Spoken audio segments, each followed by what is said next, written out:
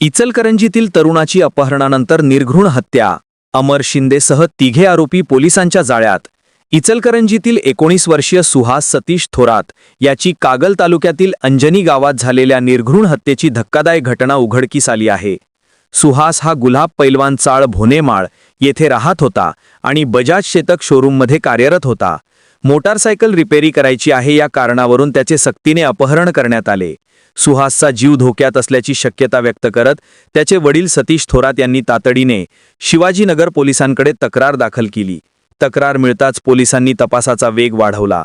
दरम्यान रात्रीच्याच सुमारास मुरगुडजवळील अंजनी गावातील ओढ्यात सुहासची हत्या झाल्याची माहिती मिळाली. त्यानुसार पोलिसांनी विशेष पथके स्थापन करून शोधमोहीम राबवली.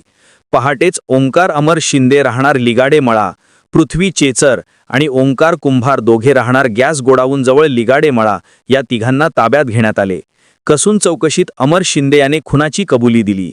शिंदे यांच्या मेहुणीशी सुहासचे प्रेमसंबंध असल्याच्या रागातून सहकाऱ्यांसह ही हत्या केल्याचे समोर आले. पोलीस उपाधीक्षक विक्रांत गायकवाड आणि पोलीस निरीक्षक शिवाजी गायकवाड यांनी घटनास्थळी पंचनामा करून पुढील तपास सुरू केला आहे.